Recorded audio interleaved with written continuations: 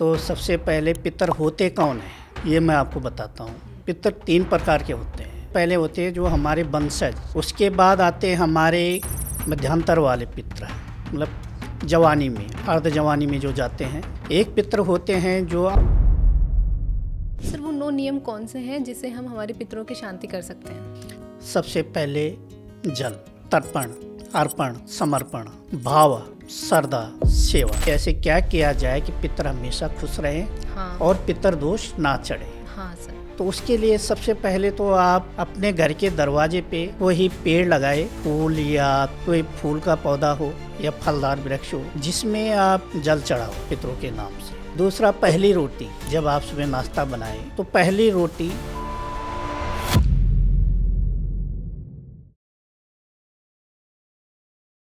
नमस्कार, स्वागत है आप सभी का फिर से इस तंत्र के एपिसोड में, जहां आज हम एक बहुत ही संवेदनशील विषय पर बात करने वाले हैं, जो कि है पितृ। वो आत्माएं जिनकी वजह से आज हम धरती पर हैं।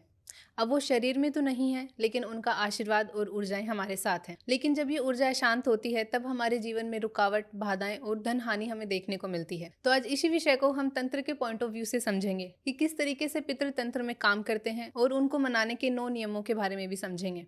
तो चलिए पॉडकास्ट शुरू करते हैं। और आज के हमारे गेस्ट हैं तांत्रिक अनिल भारद्वाज जी, जिनसे हम जानेंगे कि पितृ तंत्र में किस तरीके से काम करते हैं।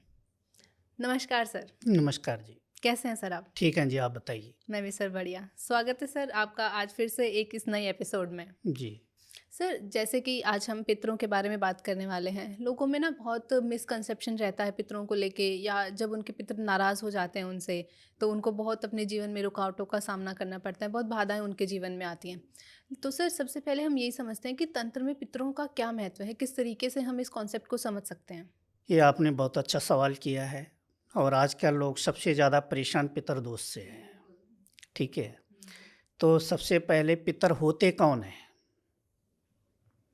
और पितरों का महत्व होता क्या है ये मैं आपको बताता हूँ। पितर जो होते हैं, पितर 3 प्रकार के होते हैं। सबसे पहले होते हैं जो हमारे वंशज, जिनको कहते हैं पूर्व पितर। ठीक है, उसके बाद आते हैं हमारे जो खा पी के ठीक ठाक उम्र में जाते हैं। ठीक है, मध्यांतर वाले पितर, मतलब जवानी में, अर्ध जवानी में जो जाते हैं, एक पितर वो होते हैं। एक पितर होते हैं जो अब घात जाते हैं, यानी जो किसी में या लगा के या अचानक मृत्यु हो जाती है, एक पितर वो होते हैं। अब बात आती है तंत्र में पितरों का महत्व क्या है। हाँ। ठीक है, तो पितरों का जो तंत्र में महत्व है, सबसे पहले कहते हैं कि जिस घर में पितर आपके स्ट्रॉन्ग है, उस घर में कभी भी कोई नकारात्मकता नहीं आती, कोई गलत चीज़ें प्रवेश नहीं कर सकती है, भारी चीज़ें प्रवेश नहीं कर सकती है। तो उसके लिए जो आपके वंशज होते हैं, वंश पितर जो होते हैं पुराने, जो खा पी के सब कुछ जाते हैं, जो आते हैं देवतुल्य में। ठीक है, देवस्थल जिसको मिल जाता है, यानी जो स्वर्ग की सीढ़ी प्राप्त कर लेते हैं, अपने शांत होते हैं, तो उनको एक देव रूप में पूजा जाता है तंत्र के हिसाब से। ठीक है, दूसरा, जो डोलते भटकते हैं, जो कोई अवघात में, जैसे मैंने बताया, उनका एक अलग परिवर्तन हो जाता है, वो पितरों में नहीं आ सकते पूर्णतः से। अच्छा। तीसरा, जो नाराजी में रहते हैं, हमेशा खा पी के तो जाते हैं लेकिन परिवार से हमेशा नाराज रहे हैं। ठीक है, तो इन तीनों का तंत्र में अलग अलग महत्व दिए गए हैं, और इनके दोष लक्षण सब अलग अलग है। अच्छा। ठीक है, तो सबसे पहले हमारी रक्षा कौन करते हैं पितरों में? जो वंशज होते हैं वो रक्षा ज़्यादा करते हैं, जिनको देवतुल्य दिया जाता है। अच्छा, जो खा पी के अपनी उम्र जी लेकर जी, जो पितर पूरी उठ जो से लोग जाते हैं, जाते वंश हैं। पितर जो हाँ होते हैं, हाँ। जो पूरी उम्र में जाते हैं, उसके बाद वो आगे उनकी वंशावली चलती रहती है। वंशावली का मतलब जैसे 1 पीढ़ी, 2 पीढ़ी, 3 पीढ़ी जिनकी बराबर चल रही है, वो वंश पितर कहलाते हैं। तो सबसे ज़्यादा आशीर्वाद उनका होता है। दूसरा, जिस घर में अपने बुजुर्ग की सेवा नहीं होती है, उस घर में कभी भी पितर शांत नहीं होते, वंश पितर। क्योंकि जीते जाते बुजुर्ग आपके सामने हैं, हाँ। आप उनकी सेवा तो कर नहीं रहे हो, तो उनका आशीर्वाद कहाँ से मिल जाएगा? ठीक है। तो ये पितरों के मेन मुख्य संदेह है, स्थान है कि 3 रूपों में पितर होते हैं। सर, हमने कई बार सुना है कि लोगों के घरों में जो भी प्रॉब्लम्स होती हैं, बीमारियां या जो भी उनको धन हानि, जो जो भी प्रॉब्लम उनको डेली लाइफ में महसूस होती है, उनको लगता है कि पितृदोष है या उनके पितर उनसे नाराज़ हैं। तो सर, इस चीज़ को हम कैसे समझ सकते हैं कि वो सच में पितृ दोष है या फिर उनकी खुद के कोई प्रॉब्लम्स हैं, या मतलब उन किसकी वजह से उनको ये सब मुश्किलों का सामना करना पड़ता है? इनके लक्षण होते हैं, पितर दोष के जो लक्षण हैं वो बिल्कुल हटके होते हैं। ठीक है, जिससे आप पता कर सकते हो कि हमारे ऊपर पितर दोष है। मतलब इजीली डिफ्रेंशिएट हो सकता है? जी जी, क्योंकि अधिकतर परेशानियां पितर दोष से ही होती है। अच्छा। जी, डेली लाइफ में जो भी हमें डेली प्रॉब्लम्स लाइफ फेस में करनी ज़्यादातर पड़ती हैं। प्रॉब्लम्स पितर दोष से ही होती है। क्योंकि पितर अशांत होंगे तो कहीं ना कहीं आपके घर में हलचल मची रहेगी। अच्छा। जैसे अभी मेरे पास एक केस आया था, तो उन्होंने काफ़ी जगह इलाज करवाया, लेकिन उनकी प्रॉब्लम्स को कोई पकड़ नहीं पाया। पितर भी जो होते हैं छल करते हैं, अच्छा। ये छल करने में माहिर होते हैं। अगर ज़्यादा ही नाराज़ होंगे तो ये सामने नहीं आएंगे, अपने लक्षण बदल देते हैं। तो उसके साथ वो क्या रहा था कि परिवार की पूरी स्थिति डगमगा रखी थी। धन के श्वेत बंद, बच्चों के रिश्ते बंद, रोजगार करने जाए तो उसमें सफलता नहीं, बीमारियां, एक ही बीमारी सभी परिवार को लगना। अगर एक को बुखार आ रहा है तो सबको बुखार होगा। ये स्थिति उसके परिवार में हो रखी थी। तो जब वो मेरे पास आए, जब मैंने उनको गहराई से चेक किया और देखा मैंने, तो वहाँ उनका एक पितर था काफ़ी पुराना, जिसकी कोई औलाद नहीं थी। ठीक है। अब वो आ रहा था उनका वंश पितरों में, यानी तीसरी साकी में निकला उसका वो। तो वो क्या कर रहा था, वो चाल खींचा, वो देव रूप में आने लग गया। तो कहीं भी जाए तो दैविक शक्तियों में वो सामने खड़ा हो जाए, तो उसको पहचानने में बड़ा टफ हो रहा था। अब डॉक्टर के पास जो भी जाता, दवाई खाएगा तो असर होगा, 2 दिन होगा, तीसरे दिन वही, तो आप कहीं ना कहीं दूसरी जगह जाओ। हाँ, बिल्कुल। अब वो भटक के सीधे जब मेरे पास आया, मैंने देखा, बोले तुम्हारा तो पितर दोष है। बोला ये तो कहीं निकला ही नहीं है, हम पितर पूजन करते, पितर तो खुश है। मैंने कहा भैया तुम ये पता करो कि तुम्हारे परिवार में कोई ऐसा गया हुआ है जिसकी औलाद नहीं थी और उसकी जगह ज़मीन में आप राज कर रहे हो। ठीक है, पहले ऐसे पता करो। फिर उन्होंने कॉल करके पूछा कोई ऐसे था? बोला हाँ था, एक दादा थे, उनके आना औलाद नहीं थी, उनकी ज़मीन को हम ले रहे हैं। अच्छा। तो मैंने बोला तुम जितने भाई प्रॉब्लम सबको है? बोला हाँ, सभी के घर में कुछ ना कुछ प्रॉब्लम्स तो है, देखिए हम पे ज़्यादा है। मतलब तुम पे इसलिए ज़्यादा है कि तुम उसी के घर पे रह रहे हो।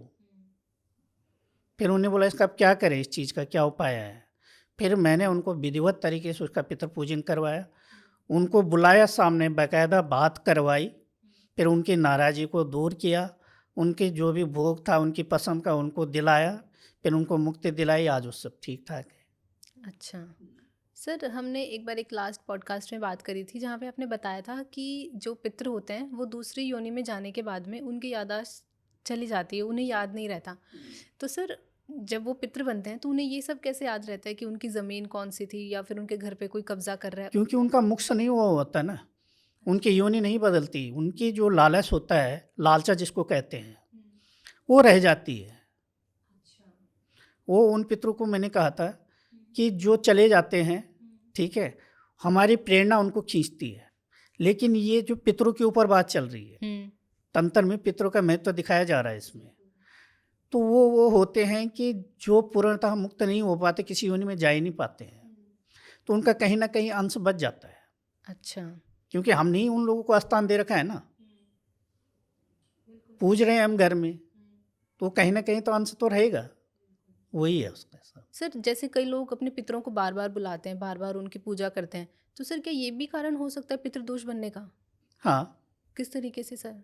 जैसे कि आप उनको कंटिन्यू याद कर रहे हो, ठीक है, जैसे मैं पिछली बार बताया था, कंटिन्यू याद करोगे तो आपने उनको आजा तो होने ही नहीं दिया। आपका ही मुँह उनका मुँह बना हुआ है, तो कहीं ना कहीं छुटकारा पाने के लिए आपको परेशान तो करेंगे। अच्छा, तो वो हम उनको इंडिकेशन समझ सकते हैं कि इन्हें हमसे छुटकारा चाहिए। जी। सर, हमने एक वाक्य है जो हमारी डेली लाइफ में बहुत सुनते हैं कि पितरों का आहन तभी करना चाहिए जब उनकी विदाई का आपको पूरा तरीका पता हो। तो सर, ये क्यों कहा जाता है? ये बिल्कुल सत्य है। अगर आपने आह्वान किया तो आपको भेजना भी आना चाहिए। ठीक है। अब आह्वान तो हम कर लेते हैं याद कर करके, लेकिन उनको भेजेंगे कैसे? उनको ये तो नहीं कह सकते ना आप जाओ। ठीक है। हमारे तंत्र में पितरों को सामने बुला के बात की जाती है, क्योंकि हमारे पास उसका विधान है। अगर हम उसको विधिवत तरीके बुलाना जान रहे हैं तो हम उनको भेजेंगे भी। अधिकतर मैं जहाँ भी पूजा करता हूँ पितरों का, तो हमारा आमना सामना होता है। पितरों को पूछ के उसकी तरीके से उनकी पूजा करते हैं, उस हिसाब से उनको भेजते हैं। ठीक है। नॉर्मल व्यक्ति अगर ये काम को करता है तो अपने लिए मुसीबतें पैदा करता है, क्योंकि वो बुला तो लेता है लेकिन भेजने का प्रोसेस उसके पास नहीं है। हाँ। ठीक है। वो उसकी बात को नहीं समझ पाता। ठीक है। लास्ट में वो क्या करते हैं, उनको दुख देना शुरू कर देते हैं, परिवार में प्रॉब्लम्स खड़ी करना शुरू कर देते हैं। ठीक है। फिर क्या होता है, लास्ट में किसी तांत्रिक के पास जाओ, किसी गुरु के पास जाओ, तब जाके फिर उनका समाधान करवाते हैं। अच्छा, तो अगर जैसे हमने उनको बुला लिया, उनका आहन कर लिया, अगर विदाई नहीं करी तो उस केस में भी वो हमें फिर परेशान करते हैं? परेशान करेंगे। अच्छा, तो सर उसको भी हम फिर पितृदोष का ही नाम देंगे? हाँ, वो पितृदोषी तो है रहेगा फिर, क्योंकि जहाँ मृतक आत्माओं को आप बुला रहे हो, अपने घर वालों के जो हमारे घर से हमसे विदा हो गए हैं, हम उनको बुला रहे हैं, तो पितर तो हैं ही, क्योंकि हमारे इस लोक में तो है नहीं, वो अपने लोक में है। अन्य लोक से आप जिसको भी बुलाते हो, किसी भी योनि से किसी भी चीज़ को, तो उसी योनि का नाम उसको दिया जाता है। अच्छा। ठीक है ना। जैसे विभिन्न प्रकार की साधनाएं होती हैं, शक्तियाँ हैं, प्रत्येक का एक एक लोक है, तो उस लोक से उसका नाम जुड़ा हुआ है। परी लोक, जैसे परी को बुला रहे हो तो वो परी लोक है। पितर है, पितर लोक से आप पितरों को बुला रहे हो, तो इसलिए वो पितरदोषी कहा जाएगा। अच्छा जी। सर, जैसे कि मैंने हमारी ऑडियंस को बताया था कि आज हम पितरों की शांति के लिए 9 नियमों का जिक्र करेंगे, तो सर वो 9 नियम कौन से हैं जिससे हम हमारे पितरों की शांति कर सकते हैं? सबसे पहले जल, तर्पण, अर्पण, समर्पण, भाव, श्रद्धा, सेवा, इनके द्वारा पितरों को पूर्णतः शांति मिलती है। अच्छा। ठीक है। कि जैसे आप कौवे को, पक्षी को दाना डालते हो, सबसे पहले इससे आपके पितर खुश होते हैं। दूसरा तरह से तर्पण, तर्पण में जो भी आप जल चढ़ाते हो उससे भी पितर खुश होते हैं। अच्छा। तीसरा जो बड़े विधान है वो बता रहा हूँ मैं, तीन। तीसरा जो पितर पूजन आप करते हो, उससे उसमें क्या होता है कि पंडितों द्वारा हवन किया जाता है, हवन द्वारा भोग चढ़ाया जाता है, पंडितों को भोजन करवाया जाता है, जिसे ब्रह्म भोज कहते हैं। हाँ। तो इनसे कभी पितर दोष नहीं लगता, अगर आपने ये नियम बना रखे हैं तो। अब बात आती है कंटिन्यू डेली बेसिस पे ऐसे क्या किया जाए कि पितर हमेशा खुश रहें। हाँ। और पितर दोष ना चढ़े। हाँ सर। ठीक है। तो उसके लिए सबसे पहले तो आप अपने घर के दरवाजे पे कोई पेड़ लगाए, फूल या तुलसी जैसे, खैर तुलसी में तो नहीं चढ़ाना चाहिए, कोई फूल का पौधा हो या फलदार वृक्ष हो, जिसमें आप जल चढ़ाओ पितरों के नाम से। दूसरा, पहली रोटी, जब आप सुबह नाश्ता बनाएं तो पहली रोटी उसमें थोड़ा सा गुड़ रख के पितरों के नाम से निकाले, उसको गाय को खिलाएं। अच्छा। चौथा, जैसे बाजरा ले लो या थोड़ी सी चावल ले लो, तो इसको आप चींटियों को डालो। अच्छा। ठीक है। तो ऐसे किसी कटोरी में कौवे के लिए पानी रखो। ठीक है। ये छोटी छोटी चीज़ें पितरों को प्रसन्न करती है, जिससे पितर दोष आपके ऊपर नहीं चढ़ता। अगर आप ये नियम करते हैं और पितरों को आप कितना भी याद कर रहे हो, पितर दोष नहीं चढ़ेगा आप पे। ओके। वो रक्षक रूप में आपके साथ नज़र डालेंगे। अच्छा सर, ये काम तो सबके घर में डेली यूज मतलब डेली हाँ, लाइफ में लोग करते ही कर हैं। सकते हैं इसको। लेकिन आज तक पता नहीं था कि ये जी, काम पितरों की शांति के लिए किए जी, जाते जी। हैं। सर, अगर कोई आदमी इनको डेली लाइफ में ना कर पाए तो उसका भी कोई फिर इन्हें साइड इफेक्ट देखने को मिलता है? मिलते तो हैं, इसीलिए तो पितृदोष चढ़ते हैं। अब लोग क्या करते हैं, गाय के लिए रोटी तो निकालते हैं, पहली रोटी नहीं, उसमें कोई भाव नहीं है, काम होता है भाव से। ठीक है, रोटी बनाई साइड में रख दी। कई जगह मैंने देखा है रोटी को एक ही तरफ सेकते हैं, हाँ, अध कच्ची रोटी जिसको हाँ, कहा अध जाता कच्ची है। रोटी भी देते हैं। ठीक है, उसको साइड में रख देते हैं, लेकिन उनको ये पता नहीं निकाल तो रहे हैं, किसके लिए निकाल रहे हैं। हाँ, वही ना सर। फिर लास्ट में पहले खा लेंगे, खाने के बाद कहते हैं जब बाहर कोई जाएगा पकड़ा जाते टाइम गाय को खिला देगा। हाँ, तो वो एक फार्मेलिटी वाला हिसाब है, इवन सर 2-3 दिन की इकट्ठी करके फिर भी देते हैं फिर लोग। भी देते हैं, तो फार्मेलिटी वाला हिसाब है। इसका एक रूटीन होना चाहिए भाव के हिसाब से, कि आप चूल्हा साफ करो, पहली रोटी निकालो, उसमें गुड़ रख के अपने पितरों को नमन करो। वहीं पे एक गिलास पानी रखा जाता है, जिस पानी को आप सूर्य को चढ़ाओ। ठीक है, जल आपने सूर्य को चढ़ा दिया और रोटी उठा के गाय को खिला दी, उसके बाद परिवार में सभी भोग लगाओ, अच्छा, तो एक प्रसाद बन जाता है। ठीक है, तो सारे काम ऑटोमेटिक सिद्ध होने लग जाते हैं, तो पितृदोष कहाँ से चढ़ेगा। लेकिन आप भाव से कर तो डेली रहे हो, लेकिन भाव का जूठा खिला रहे हो, वो भाव नहीं है, उतना धैर्य नहीं है लोगों में कि इतना रुकें, इतना वेट करें। ये है उसमें। तो सर, जैसे कि अभी आपने थोड़ी देर पहले बताया था कि हमारे जो पूर्वज हैं घर में, जो बुजुर्ग लोग रहते हैं, उनकी सेवा करने से भी हमारे पितरों को शांति मिलती है कहीं ना कहीं। तो सर, ये हमारे भविष्य को या हमारे जीवन को किस तरीके से बदलती है हमारे बुजुर्गों की सेवा करना? सेवा करने से क्या होता है कि जो उनका आशीर्वाद आपको मिलता है, जो आपकी लाइफ में कठिनाइयाँ आती हैं, जो आपके रास्ते रुकते हैं, उसमें ग्रोथ आना शुरू हो जाता है, आपका मन शांत रहेगा। ठीक है, जब तक पितरों का आशीर्वाद या आपके घर के बुजुर्गों का आशीर्वाद, माता पिता का आशीर्वाद आपके साथ होता है, आपको कोई हरा नहीं सकता।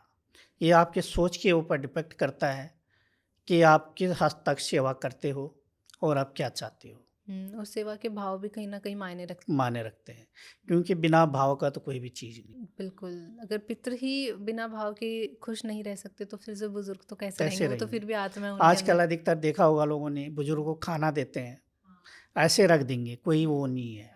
एक होता है कि एक माँ बच्चे को कैसे खिलाती है, तो सेम हमारे बुजुर्ग के साथ होता है। बुजुर्ग भी एक बच्चा है, उनकी भावनाओं को समझना। हमारे पास सब चीज़ के लिए टाइम है, लेकिन अपने बुजुर्ग के लिए टाइम नहीं है। वो टाइम हमारा मोबाइल खा गया है। ठीक है, जो बातें पहले हम अपने बुजुर्गों के सुनते थे, अब कौन सुनता है। आजकल तो बच्चे के हाथ में भी मोबाइल लगा पड़ा है। कोई बैठना ही नहीं तो चाहता। उससे क्या होता है कि जो हमारे बुजुर्ग होते हैं वो कहीं ना कहीं खिन्न होते हैं।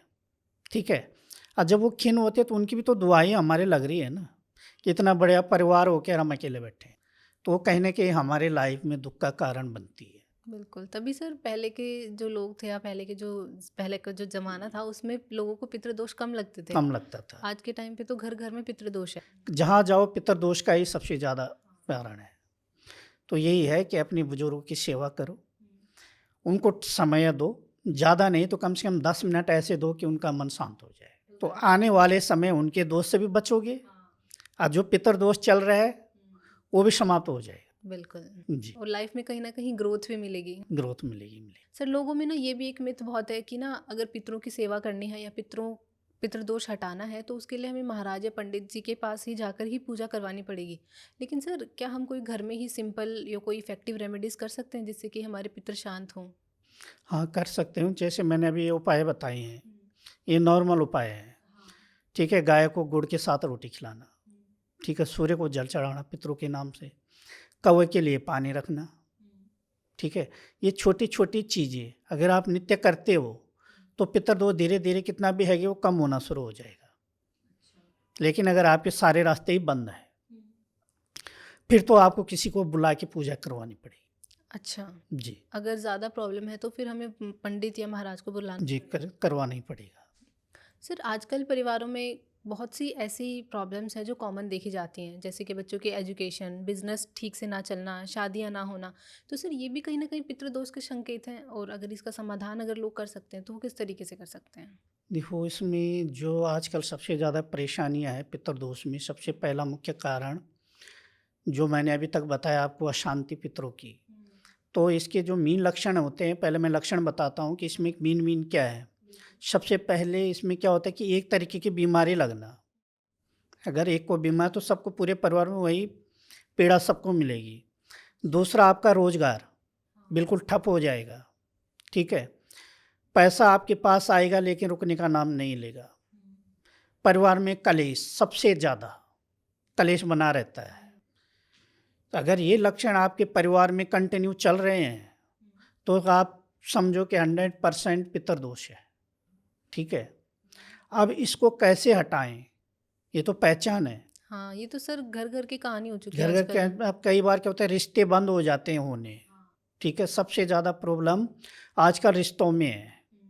बने बुने रिश्ते बिगड़ जाना, रिश्ते टूटना, या रिश्ते होते ही नहीं हैं।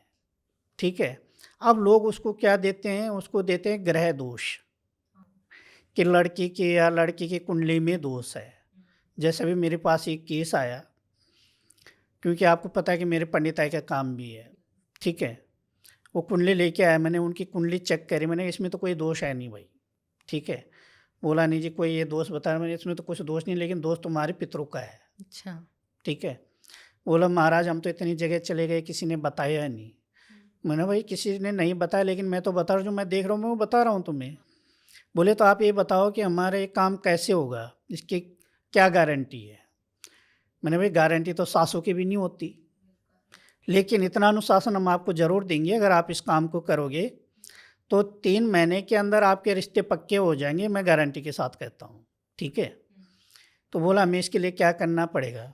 मैं भाई सबसे पहले तो आप पितरों का आह्वान करो, पितरों से पूछो किस कारण से नाराज है, उनको क्या चाहिए। फिर उसके हिसाब से आपका प्रोसेस पूजा का होगा, फिर उस हिसाब से करो, फिर आगे आपके काम ऑटोमेटिक बन जाएंगे। अच्छा, फिर वो जब घर गया तो उसके पिताजी नहीं मान रहे थे। कि पितृदोष है। हाँ ठीक है, मैंने कोई दिक्कत नहीं, एक दिन तो मानोगे।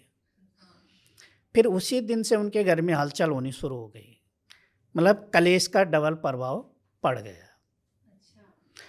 फिर खुद दोनों मियाँ बीवी आए, बोले जी इसका समाधान क्या है, तो ज़्यादा बढ़िया। मैंने बोला पितृदोष। फिर लास्ट में उसने कान पकड़े, बोला अब इसका निवारण बताओ। हाँ। मैंने उनको सीधे बोले भाई दवाई खाओगे तो बीमारी कटेगी, दवाई नहीं खाएगी तो बीमारी चढ़ती जाएगी। बोला एक बार कर लेते हैं। गया मैं उनके घर में, मैंने पूजा करी, पितरों को बुलाया, आह्वान किया, पूरे विधिवत तरीके से पूजन किया। 3 महीने से पहले ही रिश्ते पक्का हो गया बेटी का। बेटे के कई बार फॉर्म भर चुका था, सब कुछ ओके होने के बाद भी 0 आ रहा था। उसी टाइम फिर उसकी जॉब भी लग गई। तो पितृदोष निवारण जब होता है तो उसके बाद रास्ते ऑटोमेटिक क्लियर हो जाते हैं। सर, पर इसको समझ कैसे सकते हैं कि एक्चुअल में ये पितृदोष ही है? क्योंकि शादियां नहीं होने के कारण। मैंने वही चीज़ मैंने आपको सामने प्रेजेंट किया ना, कि लोग कई बार कुंडलियों के उसमें ले जाते हैं, हाँ। उस चीज़ को समझने नहीं पाते। लेकिन मैं क्लियर, अगर आपके साथ ये लक्षण हो रहे हैं जो मैं बता रहा हूँ, तो ये 100% पितृदोष है। थोड़ा ट्रिकी है सर, बट समझना तो पड़ेगा हम लोगों पड़ेगा। को। सर, जब लोग श्राद्धों के दिनों में जब श्राद्ध करते हैं, लोगों पितरों का तर्पण करते हैं, तो उस टाइम पे वो कौन सी ऐसी गलतियां करते हैं जिसकी वजह से उनको उल्टा ही उनका असर देखने को मिलता है? अगर तर्पण का मेन सिस्टम क्या होता है, तर्पण का मेन सिस्टम होता है कि आप पहले किसी से उसकी जानकारी लो। तर्पण के विधान होता है, विधि होती है, मंत्र होता है तर्पण का। ठीक है, खाली जल चढ़ाने से तर्पण नहीं होता। ठीक है, तर्पण का एक मंत्र होता है, वो मंत्र बोला जाता है, फिर जाके तर्पण का फल मिलता है। अधिकतर लोग क्या करते हैं कि तर्पण कर दें, तर्पण अर्पण होता है, एक अर्पण नहीं करते हैं। अच्छा। ठीक है, तो उसका दोष बढ़ जाता है, कम नहीं होता। वो एक दोष अपने ऊपर और ले लेते हैं। ठीक वही है, है कि सर वो करने तो सही जाते हैं, लेकिन उनके साथ फिर होता उल्टा ही नहीं प्रभाव वो उनको चीज़, देखने को मिलता क्योंकि वो अज्ञानता के कारण होता है। ठीक है, अधिकतर लोग आजकल वीडियो देख के, यूट्यूब देख के या किताबें पढ़ के तुरंत कार्य करने बैठ जाते हैं। ये सारा उसका नतीजा होता है। लेकिन उसका एक विधिवत तरीका सीखना पड़ेगा आपको। ठीक है, किस दिशा में चढ़ाना है, तर्पण के लिए कौन सी दिशा उत्तम है, पितर कौन सी दिशा में रहते हैं। ठीक है, पितरों को भोग कौन सी दिशा में दिया जाता है, तर्पण का महत्व और तर्पण का फल हमें कैसे मिलेगा। अच्छा। अब आपको पितरों का मेन स्थान होता है दक्षिण दिशा। अगर आप भोग चढ़ा रहे हो, तर्पण कर रहे हो उत्तर को, तो पहुंचेगा नहीं, पहुंचेगा तो नहीं सर। ठीक है, तो उसको आपको कहीं ना कहीं गलत इफेक्ट तो पड़ेगा ही पड़ेगा ना, क्योंकि दक्षिण वाले तुम्हारे पश्चिम में नहीं आएंगे या उत्तर में नहीं आएंगे, उनको एक अस्थाई रखा गया है। हाँ। ठीक है, कि तुम्हारा घर जो है वो दक्षिण में है, आप उत्तर में नहीं आ सकते, तो दूसरे की सीमा में कौन आ जाएगा लेने के लिए। बिल्कुल सही। ठीक है, अब उससे और चिढ़ जाता है, तो गलत इफेक्ट उसका पड़ेगा ही पड़ेगा उस पर, मतलब एक तो नाराज तो थे ही वो पहले से, और उनको ज़्यादा नाराज हाँ हो गए। और ज़्यादा नाराज हो गए जी। फिर वो। सर जैसे अभी आप एक कुंडली के बारे में बात कर रहे थे कि एस्ट्रोलॉजी में भी हमें पितृदोष देखने को मिलता है, लेकिन सर हम ये डिफ्रेंशिएट कैसे कर सकते हैं कि एस्ट्रोलॉजी में जो पितृदोष हमें दिख रहा है या हमारी कुंडली में जो हमारे पितृदोष है वो हमारे तंत्र के पितृदोष से किस तरीके से अलग है। तो होते क्या है, जैसे ग्रह होते हैं 16, 12, 9, ठीक है, ग्रहों की मध्यमता, ग्रहों के हिसाब से कुंडली का अवलोकन किया जाता है। ठीक है, प्रत्येक भाग में प्रत्येक चीज़ें बैठी हुई है, शनि, राहु, केतु, वरुण, शुक्र, यम, वरुण। ठीक है, इसी तरीके इसकी एक गणित होती है, वो गणित जोड़े जाते हैं, उस गणित से आपके लक्षण देखे जाते हैं। ठीक है, उस लक्षणों के से अगर आपके ग्रह उसके साथ मेल खाते हैं तो उसी में आपका दोष जो होता है वो सामने आना शुरू हो जाता है। कुंडली दोष तो अलग है, लेकिन उसके अलावा कोई दोष आपको चढ़ रहा है, कोई ऊपरी बाधाएं आपको चढ़े तो कुंडली दिखा देती है। एक गणित होती है इसकी। ठीक है, कि कौन से भाग में आपका शनि बैठा है, कौन से भाग में आपका राहु बैठा है, केंद्र में आपका कौन बैठा हुआ है। ठीक है, गुरु के स्थान में कौन बैठा है, इन सब का एक गणित जोड़ी जाती है, फिर इसका तोड़ निकाला जाता है, जिससे कि आपके पूरा नक्षत्र सामने आ जाता है। ठीक है, जब वो चीज़ सामने आती है तो उससे आपको क्लियरिटी हो जाती है कि इसमें पितृदोष चल रहा है, या इस पे ऊपरी वादा है, या इसके इन ग्रहों के कारण इसको कोई दोष चढ़ा हुआ है। जी, तो वो साफ पता चलता है साफ क्लियर हो कि कौन सा तंत्र का पितृदोष है और कौन सा हमारी कुंडली का। जबकि कुंडली में पितृदोष नहीं होता है, वो तंत्र वाला ही दोष होता है जो दोष रियलिटी में लगा हुआ होता है, लेकिन उसको ग्रह अपनी जगह में स्थान दे देते हैं, क्योंकि घर वाले मानने को राजी नहीं होते, कोई खुद बंदा मानने को राजी नहीं होता। अब सपोज ले हमें कि हमारे पिता भी जीवित है, हम तो कैसे लग गया पितृदोष। हाँ, आता है ना, लेकिन वो ये नहीं सोचते कि वंशज भी तो हैं, परिवार का कोई और सदस्य भी तो है जो हमारे बीच नहीं है, वो किसी न किसी के द्वारा तो लेगा, किसी को माध्यम बनाएगा, अगर वो माध्यम बनाएगा तभी तो सामने आएगा। ठीक है, तो वो क्या करता है, लास्ट में कुंडली में जाके बैठ जाता है कि जब कुंडली खुलेगी तो सामने आएगा पितृदोष है, तो उसका खुलासा हो जाता है। अच्छा। तो सर जैसे अभी आप पीढ़ियों के बारे में बता रहे हो कि पीढ़ी दर पीढ़ी भी ये पितृदोष लगता है, तो सर कितनी पीढ़ियों तक हमें ये एक पितृदोष देखने को मिलता है। ये कम से कम 7 पीढ़ियों तक चलता है। अच्छा, जी, एक पूर्वज का 7 पीढ़ियों तक उसे पितृदोष देखने को मिलता है। और वो उन पितरों का ज़्यादा चलता है जिनका कोई नहीं होता। जैसे मैंने कहा था ना कि जिसको कहा जाता है कि अनाथ तरीके का जो होता है, कि आन औलाद नहीं होती, कोई शादी नहीं होती है, या शादी होती है तो बाल बच्चे नहीं होते हैं, चाचा ताऊ या अन्य परिवार वाले उनकी ज़मीन में रहते हैं और उनका कभी न तो उनको कोई पिंडदान किया, नहीं उनको कोई मुक्तिदान करवाया, न गौदान करवाया, तो उनकी तरफ से अगर कोई भी क्रिया नहीं हुई है जो एक मृतक व्यक्ति के साथ होती है, जैसे 13वीं से लेके वार्षिक पिंड, श्राद्ध, तर्पण, अर्पण, समर्पण, मार्जन, ये चीज़ें नहीं होती है, तो कहीं ना कहीं दोष में तो रहेगा, क्योंकि उसको मुक्ति दिलाने वाला कौन है। हाँ, कोई नहीं है। 13 दिन तक क्यों कहते हैं कि पितर हमारे बीच घूमते हैं। जो मृतक शरीर होता है, आत्मा तो निकल जाती है, लेकिन 24 घंटे में आत्मा वापस आती है और 13 दिन तक वो सामने रहती है, सबको देखती रहती है। ठीक है, 13वें दिन जब पिंड हो जाता है, पीपल पूजा जाता है, उसके बाद वो अपने लोक में चली जाती है जिस योनि में उसको जाना है। अच्छा, ठीक है, तो वो काम उसका कुछ होता नहीं है। अब दूसरा तो दूसरा है, वो फॉर्मेलिटी के साथ करेगा। ठीक है, करेगा तो 10 ताने मारता है कि इसका कुछ नहीं था, साला हमारे शरीर पड़ गया। हाँ। ठीक है, तो वो कहीं ना कहीं भटकता रहता, तो उसका दोस्त तो चलेगा ही चलेगा। सर अगर किसी के ऊपर बहुत टाइम से ही पितृदोष लगा हुआ है तो तंत्र में कोई ऐसा समाधान या ऐसी क्रिया है जिसकी वजह से उसका इतने सालों का पितृदोष भी खत्म हो सकता है? हाँ, किस तरीके से सर? उसका तंत्र में क्या है कि उसी को बुला के विधिवत तरीके से उसे पूछा जाता है तुम क्या चाहते हो, ठीक है। फिर उसके सवालों के मुताबिक उसकी पूजा की जाती है, उसको भोग दिया जाता है। भोग देने के बाद उसको गंगा शरण किया जाता है। जब वो गंगा शरण में चला जाएगा तो उसके बाद वो उसका दोष कभी नहीं लगता। अच्छा जी। सर, पितृदोष तो लगता है, ये तो हमने आज बात भी करी है और लोगों को भी पता है, लेकिन सर क्या पितृ हमें लाभ भी देते हैं हमारे जीवन में? बहुत लाभ देते हैं। जैसे सर? जैसे कि आपके बिगड़े काम जो बहुत सालों से बंद है वो तुरंत बन जाए तो पितर कृपा है। परिवार में शुभ कार्य होने बंद हो गए हों वो तुरंत चालू हो जाए तो पितर कृपा मिलने लग गई, ठीक है। आप धन के लिए बहुत परेशान थे, अचानक से आपकी स्थिति में कंट्रोल आ गया, पितर कृपा है। अच्छा, समझने का फेर है बस। बिल्कुल, क्योंकि यहाँ पे लोग फिर ये देखते हैं कि हमने मेहनत करी है, इस वजह से हमारे सारे तो काम। मेहनत तो पहले भी तो कर रहे थे ना, ये तो नहीं कि पहले मेहनत नहीं कर रहे थे, या बीमारी के लिए उन्होंने पहले कोई उपचार नहीं किए हों, या ब्याह शादियों के लिए उन्होंने पहले कोई उपचार ना किए हों, पहले भी तो किए थे ना, लेकिन रिजल्ट क्यों नहीं मिला? सब उपाय कर दिए लेकिन कुछ भी रिजल्ट नहीं मिला। कहीं ना कहीं पितरों की प्रसन्नता होने लग गई तो काम बन गए। तो thank you so much sir, बहुत मज़ा आया आज के इस एपिसोड में। पितृदोष के बारे में हमने बहुत कुछ जाना और जो 9 नियम जिनकी हम आज बात करने वाले थे उनके बारे में भी आज हमने बात करी, जाना किस तरीके से पितृदोष को हम शांत कर सकते हैं। आई होप हमारी ऑडियंस को भी आज का एपिसोड पसंद आया होगा और पितृदोष को समझने में उन्हें आसानी होगी कि किस तरीके से उनके घर में जो भी दोष या जो भी उन्हें प्रॉब्लम फेस करनी पड़ रही है वो किस वजह से है और उनके समाधान क्या हो सकते हैं।